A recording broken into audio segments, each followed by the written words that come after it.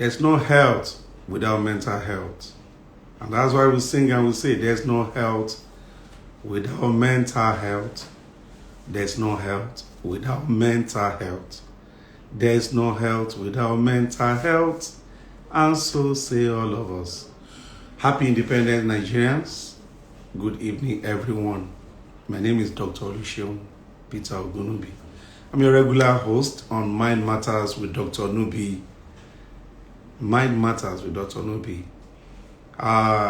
We've missed quite, not too much, like 2 episodes now. But I'm glad we are back. Sometimes I told you that when we are not able to make this live together, maybe because of one thing or the other. It's not recorded program, it's live. So sometimes I'm about to have a live and then another live. This time around LIFE is crying or requesting to be helped. And so most of the time I see myself not being able to meet up. But not bad. We move. That we were able to survive 61 years as a nation is nothing but beautiful. It's nothing but, excellent. And I believe the next years ahead will bring forth good fortunes to all of us. If you're a Nigerian and you are still standing, I give thumb up to you because you have done well. The truth is that there is no way as a Nigerian that you can survive. There's no way you can survive in Nigeria as a Nigerian that you can't survive anywhere in the world. We are built for resilience. We can move any mountain. We can live anywhere, Arctic, Antarctic. It's a land that naturally teaches you to be resilient. Unfortunately, in as much as we celebrate the resilience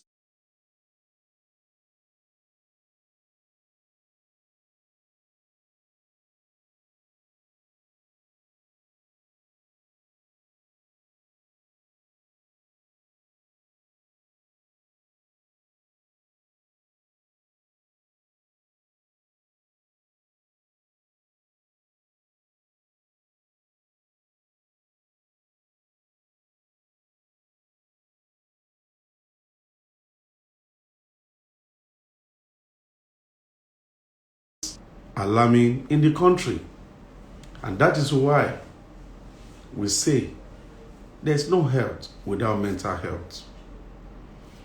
In addition to these terrible and staggering statistics, is the fact that the mentality of an average Nigerian is that when you have mental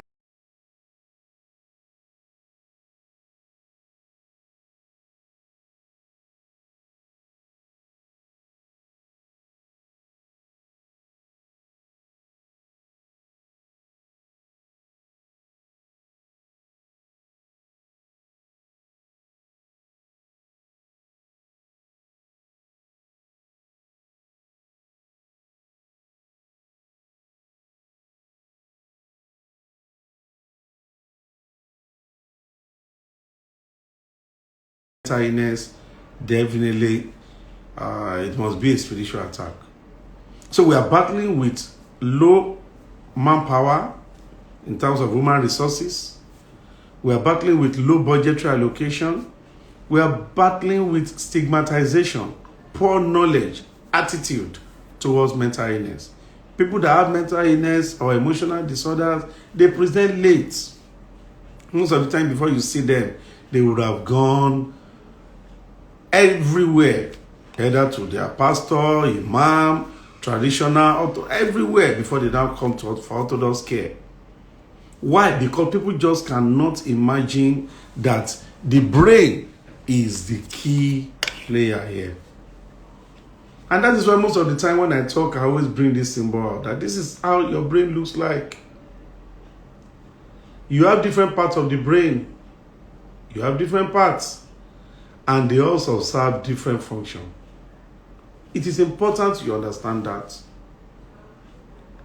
If somebody, for example, is suicidal, You don't tell somebody that is suicidal to, oh, what is it? Why do you want to kill yourself? Eh? Are you the only one? Are you the only one with problem?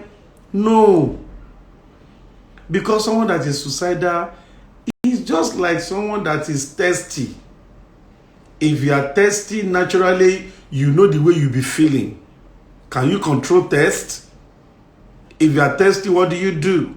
You look for water at all costs. Can you control hunger if you begin to have hunger pangs? There's no way you can control hunger. So do you tell somebody that is hungry to say, oh, you know, control your hunger. Control your hunger. The same person that has malaria, do you tell the person, make sure you don't have headache. Control this fever. Try.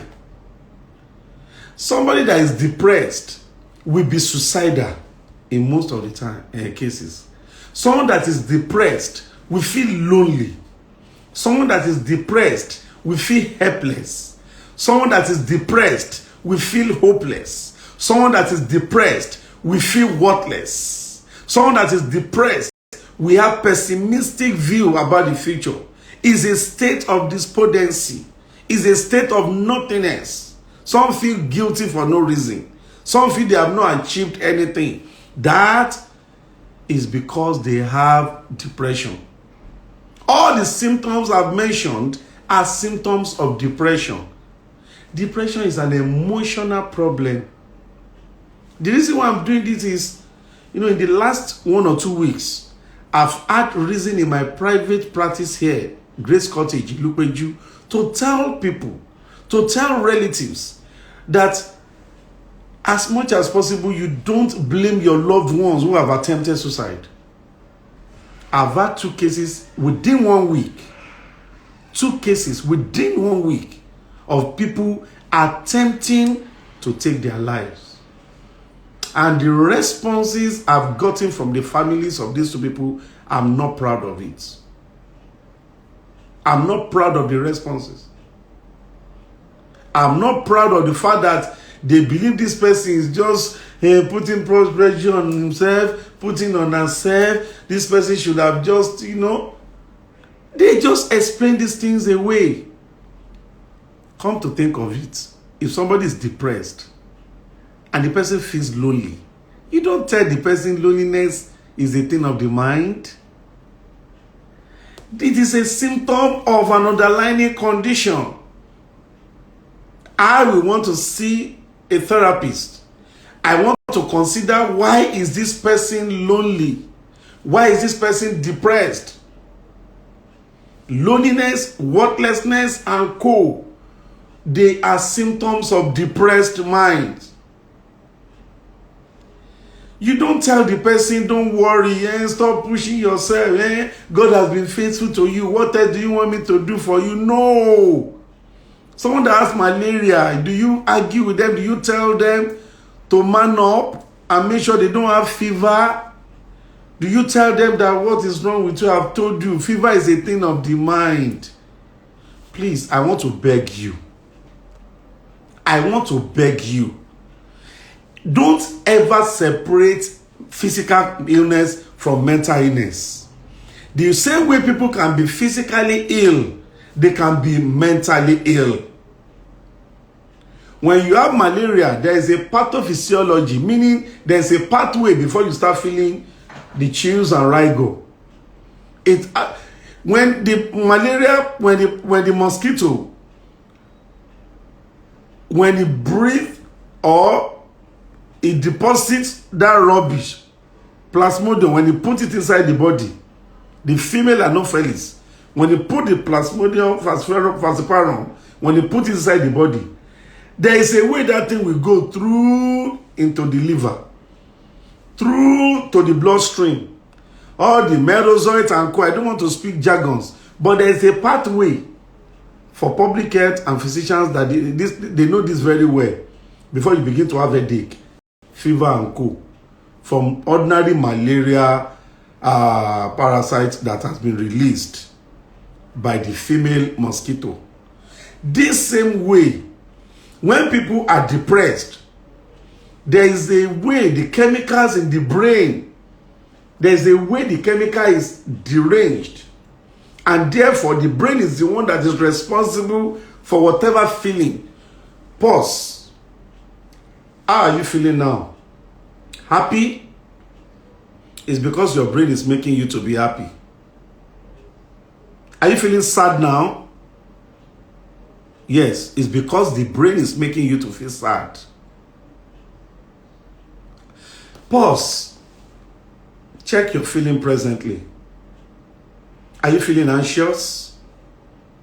It's not you that is feeling anxious. It is the brain that is giving you the anxiety.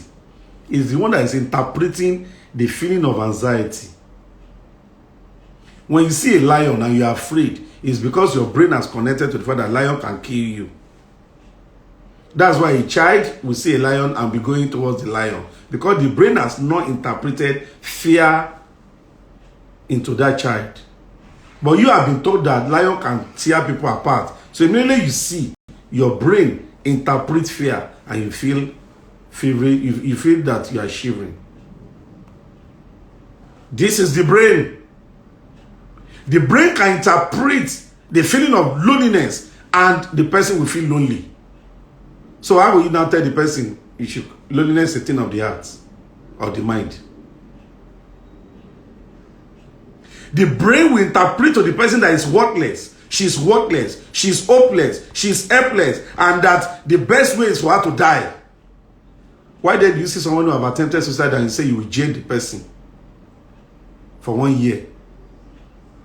Double jeopardy. Who will naturally go and just jump or die or take something or do anything? Nobody. The sole instinct of a natural man is self-preservation. And that's why when you hear, "Pa!" the next thing is to run. It's an instinctual drive. But when someone now begins to now do things, it is because the brain. You only act, you only feel, you only do things your brain tells you to do. If your brain tells you that you are worthless, you cannot feel hopeful. You will be feeling worthless. So if you look at yourself and say, "Oh, fine woman, fine boy," it's because the brain is interpreting the beauty that you are made of to you. Please, let's get this clearly. It is unfair for people who are going through depression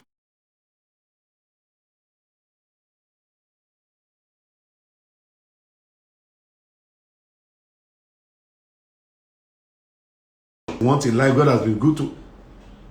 It is for them to be brought and we will begin to rack our brain. What is the source of this depression? Naturally, when someone is suicidal, feels hopeless, helpless, lonely, this and that, we know that it is a problem of the brain. We know that is depression.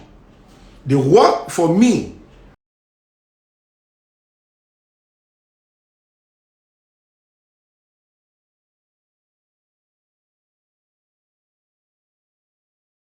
as a therapist is to identify the source or sources of that depression. So I'm asking myself, is it a reactive depression? Is it endogenous from inside? Endogenous means, is it a problem of the genes, hereditary, chemical problem that has no external factor, or it is as a result of external problems? What are these external problems? Oh, my wife left me. My husband left me. My fiancé cheated me. I'm lonely because I expected something and I didn't get it. I feel worthless because I failed my exam. I feel hopeless because I've been expecting a job or contract and I've not gotten it. Oh, I'm in a terrible relationship. Oh, I'm in a terrible work environment. My boss puts so much pressure on me. My staff and every other person that I have, they are putting so much pressure on me. My colleagues hate me in my place of work. I don't like where I'm living. I don't like the fact that my condition of quality of life has not improved. These are the things that can make one to become depressed. There are social or environmental issues that can make one to become depressed. There are chemical imbalance in the brain. There are hereditary problems. So we have external factors and internal factors. So if somebody is lonely, if somebody is suicidal, if somebody is depressed, if somebody is hopeless, worthless, and co, they feel weak. Every day living becomes mechanical. And that person comes to me. I'll be the last person on earth to say, why now? Why? Why do you want to die? Hey, look at how you are. God has been good to you now. Hey, what is wrong with you? Which kind of loneliness? Loneliness is a thing of the mind. I will be the last person on earth. Because immediately I see that person, I'm seeing a sick person. The same way I'm seeing somebody with typhoid or malaria. Somebody with diabetes or hypertension. And if I see someone with hypertension, I'm going to ask, are you smoking? Are you drinking? Do you take so much salt? Are you sleeping well? And first of all, remove all those ones first. If I remove and the blood pressure is still high, then we say maybe it's essential as a result of the brain problem. We have what we call essential hypertension. Some are related to kidney problem. Some are related to any other problem in the body. Some are not related at all.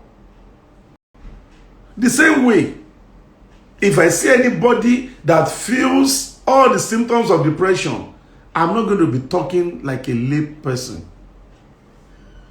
I'm going to go straight to the root cause. What can be causing this woman's depression? I begin to ask questions. Where are you living? Are you satisfied? Your job? Are you married? Any relationship problem? Where are your parents? Do you have supportive family? What are your yearnings? What are your aspirations? What is the main problem? Are you in an abusive marriage? Are you in an abusive relationship? Abusive work environment? Too much pressure? Those are the things I want to know. If the person continues to say, no, I haven't ruled out everything, then I will now tell myself, there's possibility that this thing is endogenous, is coming from within. Same way, not everybody that has hypertension, not all of them have it because they are smoking, drinking, or taking too much salt, or taking too much excessive fat or cholesterol. No, it can be endogenous. It can be from within. It can be a problem or pathology of the heart. So also pathology of the brain. Especially if I now got the information that the father or the mother or the uncle or anybody had emotional history. If they are late, had it when they were alive, then I know that I'm dealing with depression. And I will begin to now look at how can I now treat this depression. So we must connect before we condemn. You must understand what somebody who is suicidal, who is going through depression, is going through. I've never seen anybody that abuse somebody that has malaria. You abuse the person thoroughly for having fever. Say, look at your life. Ordinary malaria, you're having fever. Look at your life. Ordinary malaria, you cannot control headache. You're having headache. I've never seen in my life. But every day in this practice, Grace Cottage here, I see people blaming their loved ones who felt dejected, who fell into a state of despondency, who felt life is not worth living. I see a government who has even made it a law to incarcerate and put into their home somebody that has attempted suicide. What a nation. Now I've made up my mind that until that law is repealed, I will not rest. The federal government of Nigeria must repeal the law that says those who attempt suicide will be jailed. Otherwise, we must move a motion that anybody that has malaria or has typhoid, and if they dare have fever, they should be jailed. If you have malaria and you have headache, we must jail you. That sounds somehow, because we all believe that when you have malaria, naturally there will be fever. So to me, it also sounds somehow that if you have depression, you will be jailed for having symptom of depression, which is suicidality. I can't comprehend it. No rational human being will want to take his or her life. We must continue to look at suicidality from point of illness rather than from criminality point of view. I know I should be happy, but why should I be happy when I continue to see things go the other way? Please, I want us to circulate this video. Let it go around. I'm going to post it on my page. Munch it, clip it, copy it, send the link to as many that need to hear this. Criminality of people with depression who now has a symptom of suicidality is wrong. That is double jeopardy. They're already suffering from depression. Now the law is not empathic. The law is even criminalizing them. Emotional, I express emotion. I express emotion in terms of critical comments to those who have attempted suicide, or they are feeling lonely, they feel helpless, and you criticize them. It's unfortunate to them. You will never criticize the same person if they are vomiting, if they are having fever. You would have physically been present and you would have taken them to the hospital.